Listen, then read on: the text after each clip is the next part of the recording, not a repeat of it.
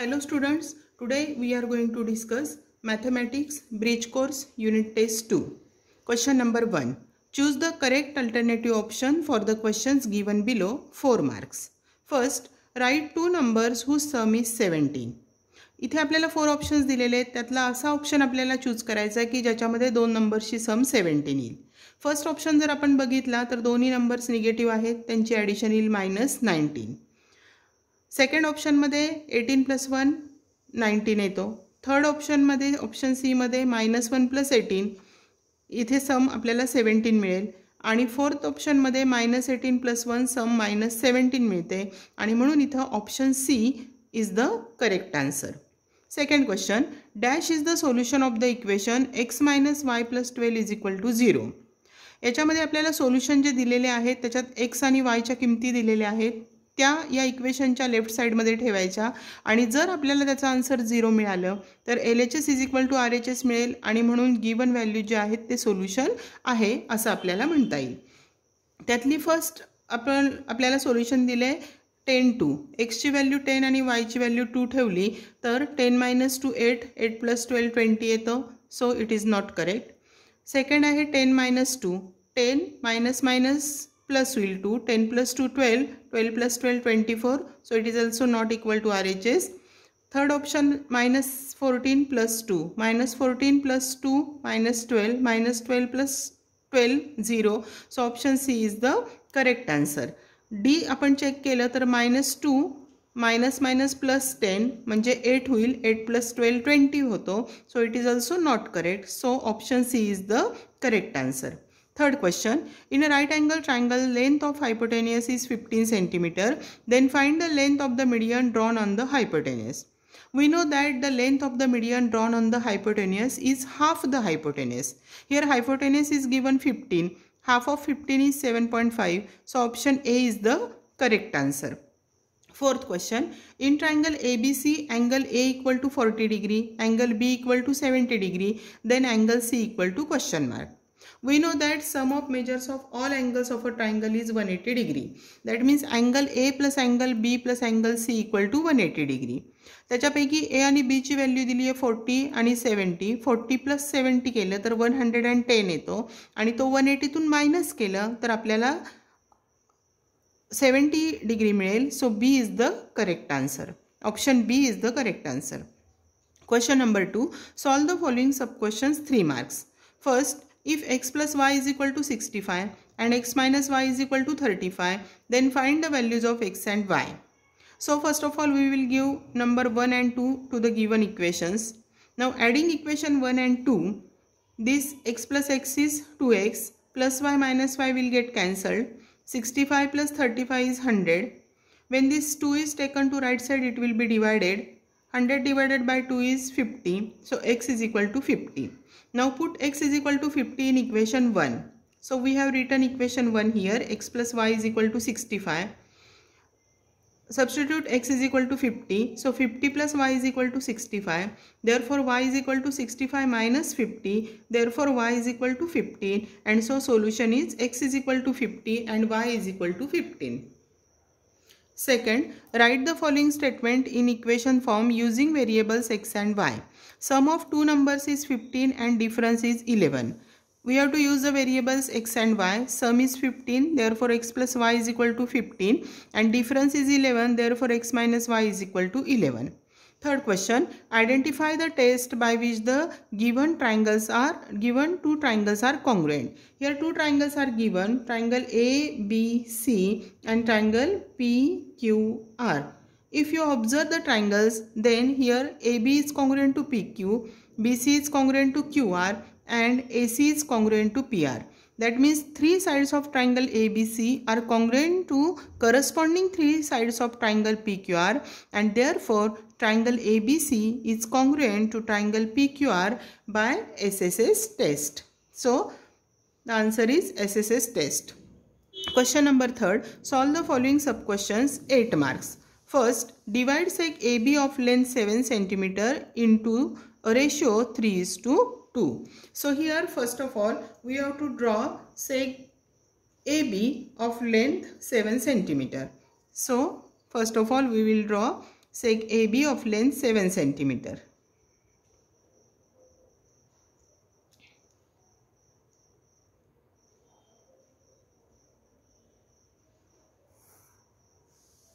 So here we have drawn seg AB of length 7 centimeter.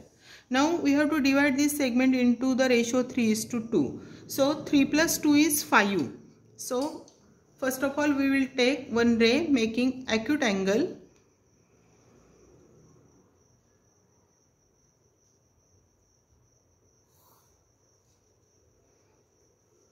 And now we have to make 5 equal parts. So take some distance in compass and we will make 5 equal parts on this ray.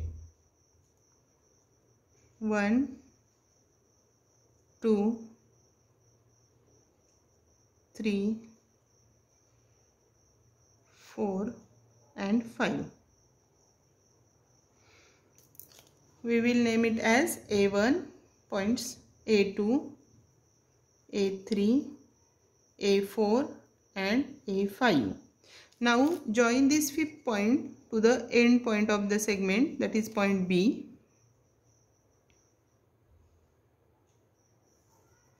We have to divide this segment in the ratio 3:2. So here at the third point we have to draw a parallel segment which is parallel to BA5. So here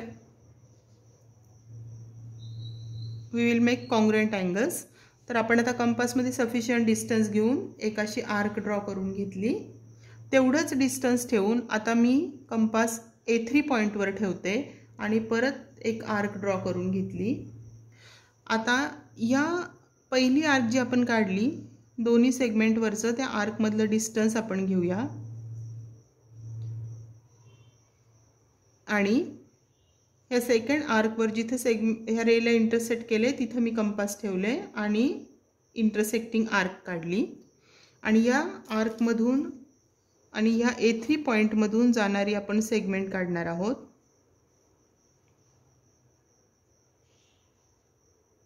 आणि ही segment ही AB ला ज्या पॉइंटमध्ये intersect करते त्या पॉइंटला आपण P नाव देऊ आणि इथे AP:PB हा रेशो आपल्याला बरोबर 3:2. बघा इथे 3 पार्ट्स आणि इथे 2 पार्ट्स तेच आपण इथे मिळवलेले आहे. अशा प्रकारे आपण ही सेगमेंट बायसेक्ट केले ह्या सेगमेंटला आपण डिवाइड केलेलं आहे 3:2 या रेशिओमध्ये. Second question, if triangle ABC is similar to triangle PQR then angle A is congruent to angle P. बघा ही 1:1 करस्पॉन्डन्स आहे. Therefore angle B is congruent to second नंबरचा अँगल आहे अँगल Q आणि angle C is congruent to angle R. त्यांचे corresponding angles congruent आहेत तसेच त्यांच्या करस्पॉन्डिंग साइड्स इन प्रपोर्शन आहेत. Therefore AB upon PQ is equal to BC upon QR is equal to AC upon PR. Now question number 3. Solve 3x minus 2y is equal to 20 and x plus 3y is equal to 14. या इक्वेशन्सला आपण 1 आणि 2 numbers देऊन घेतले. आता इथे आपण observe केलं तर इथे 3x आहे फर्स्ट इक्वेशनमध्ये आणि दुसऱ्या इक्वेशनमध्ये फक्त x आहे. एक्सचा व्हेरिएबल जर आपल्याला एक्सचा कोइफिशियंट जर आपल्याला सेम करून घ्यायचा असेल तर इक्वेशन 2 ला आपल्याला 3 ने मल्टिप्लाय करायला लागेल कारण इथे 3x आहे इथे 3 करण्यासाठी पूर्ण इक्वेशनला 3 ने मल्टिप्लाय करायला लागेल. So multiplying equation 2/3. मग प्रत्येक टर्मला मल्टिप्लाय करायचं. इथे फर्स्ट टर्म होईल 3x, सेकंड टर्म 3 3 जार 9y इज इक्वल टू 14 3 जार 42. याला आपण इक्वेशन 3 म्हणूया. आता आपण इक्वेशन 1 आणि 3 जर ऑब्झर्व केले तर इथे पण 3x आहे इथे पण 3x आहे. एक्सचा कोइफिशियंट सेम आहे आणि साइन पण सेम आहे. साइन सेम असेल तर सबट्रॅक्शन करायचं. Therefore subtracting equation 1 from equation 3. माझी इक्वेशन 3 लिहिले त्याच्याखाली इक्वेशन 1 लिहिलं. आता सबट्रॅक्शन करायचं आहे म्हणून सेकंड इक्वेशनचे साइन चेंज केले. प्लस असेल तर मायनस केलं, मायनस असेल तर प्लस केलं. इथं हा 3x मायनस 3x कॅन्सल होईल. हा 9y आणि खालचं साइन बघायचं प्लस 2y केलं तर 11y होईल इज इक्वल टू 42 मायनस 20 केलं तर 22 होईल. हा 11 राईट साईडला नेला तर डिवाइड होईल 22ला. 11 1 जार 11, 11 2 जार 22. Therefore y is equal to 2. Now put y is equal to 2 in equation 2. त्याच्यासाठी हे इक्वेशन 2 आपण लिहून घेतलं. x + 3y = 14 हे आपलं सेकंड इक्वेशन आहे. याच्यामध्ये yची व्हॅल्यू इथं 2 ठेवली तर x + 3 × 2 = 14. 3 2s are 6. Therefore x + 6 = 14. हा +6 इकडे नेला की मायनस होईल. Therefore x = 14 - 6. Therefore x = 8 and so solution is x = 8 and y = 2. Now last question number 4. Total cost of 6 pens and 4 pencils is rupees 60. Total cost of 4 pens and 6 pencils is rupees 40. Find the cost of 1 pen and 1 pencil. So let the cost of 1 pen be rupees x and that of 1 pencil be rupees y. Therefore, by the first condition, cost of 6 pens and 4 pencils, that means 6x + 4y = 60. आणि याच्यावरून आपल्याला first equation मिळालं 6x + 4y = 60. Second condition आहे total cost of 4 pens and 6 pencils is rupees 40. Therefore 4x + 6y = 40. हे equation 1 आणि 2 solve केले की आपल्याला हे पूर्ण इक्वेशन मी सॉल्व करून बघितले दोन्ही. तर याच्यामध्ये आपल्याला x = 10 मिळतं आणि y = 0 मिळतं. म्हणजे एका पेनची कॉस्ट 10 रुपीज मिळते, एका पेन्सिलची कॉस्ट 0 मिळते. पण पेन्सिलची कॉस्ट 0 असू शकणार नाही आणि म्हणून हा जो क्वेश्चन गिवन आहे ॲक्च्युली हा मराठी मीडियमच्या क्वेश्चन पेपरमध्ये दिलेला क्वेश्चन आहे, तो ट्रान्सलेट केलेला आहे. आपल्या सेमीच्या क्वेश्चन पेपरमध्ये इथं असं होतं की total cost of 4 pencils is 40. पेनचं दिलेलेच नव्हते. त्याप्रमाणे सोडून बघितलं तरीसुद्धा त्याच्यामध्ये आपल्याला वायची व्हॅल्यू 10 मिळते.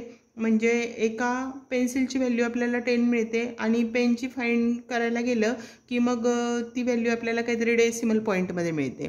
आणि म्हणून हा क्वेश्चन मी मॉडिफाय केला आहे, याच्यामध्ये चेंज असा केला आहे total cost of 6 pens and 4 pencils is rupees 60 and total cost of 4 pens and 6 pencils is rupees 40 ऐवजी आपण 50 घेऊन हा क्वेश्चन सॉल्व करूया.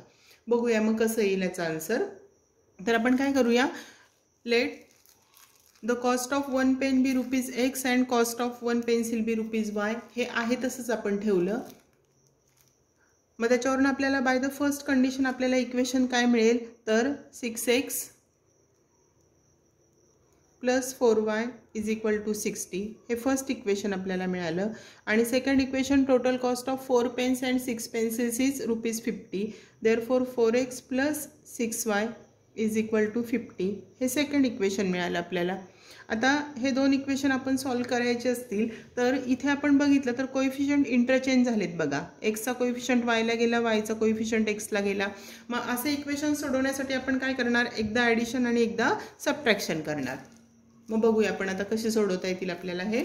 सुरुवातीला आपण काय करूया, ॲडिंग करूया. ॲडिंग इक्वेशन 1 and 2 हे दोन्ही जर ॲड केले तर आपल्याला असं मिळेल 10x + 10y = 110. डिवायडिंग बाय 10 पूर्ण इक्वेशनला 10ने डिवाइड केलं तर x + y = 11 मिळालं. याला आपण 3 नंबर देऊ. आता एकदा इक्वेशन 1 आणि 2 ॲड केले, आता त्यांचं सबट्रॅक्शन करूया. So subtracting equation 2 from equation 1. मग सबट्रॅक्शन करण्यासाठी 6x + 4y = 60 हे इक्वेशन 1 आहे. 4x + 6y = 50 हे इक्वेशन 2 आहे. सबट्रॅक्शन करण्यासाठी साइन इथं चेंज केले.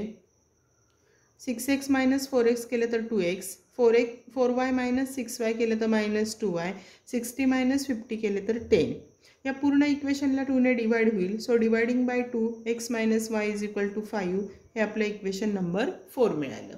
आता इक्वेशन 3 आणि 4 सॉल्व करण्यासाठी आपण काय करूया, हे आपलं इक्वेशन 3 आहे आणि हे इक्वेशन 4 आहे, ते दोन्ही ॲड करूया.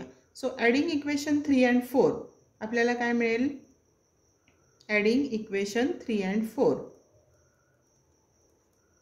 त्यासाठी आपण ते दोन्ही इक्वेशन्स आधी लिहून घेऊया. x + y = 11 हे आपले इक्वेशन 3 आहे आणि x - y = 5 हे इक्वेशन 4 आहे. त्यांची आपण आता ॲडिशन करूया. ॲडिशन केल्यानंतर हा x + x 2x + y - y cancel झाला. 11 + 5 केले तर 16 मिळेल. therefore x is equal to 16/2, 2 1 jar 2 8 jar, therefore x is equal to 8 मिळाला. आता ही आलेली x ची व्हॅल्यू आपण इक्वेशन 3 मध्ये ठेवूया. So put x is equal to 8 in equation 3. त्यासाठी इक्वेशन 3 आपण लिहून घेतलं. x + y = 11 हे आपले इक्वेशन 3 आहे. याच्यामध्ये x ची व्हॅल्यू 8 ठेवली तर 8 + y = 11. therefore y is equal to 11 minus 8. therefore y is equal to 3 and therefore x 8 मिळालं. therefore cost of 1 pen equal to ₹8 and cost of 1 pencil equal to ₹3. तर हा लास्ट क्वेश्चन आपण modify केलेला आहे, कारण Marathi मीडियमच्या question पेपरमध्ये दिलेल्या क्वेश्चनप्रमाणे आपल्याला पेनची व्हॅल्यू 10 आणि पेन्सिलची 0 मिळते, त्यामुळे ते आपण घेतलं नाही. सेमी इंग्लिशच्या क्वेश्चन पेपरमध्ये सुद्धा आपल्याला पेन्सिलची व्हॅल्यू 10 मिळते आणि पेनची व्हॅल्यू ही आपल्याला डेसिमल पॉईंटमध्ये समथिंग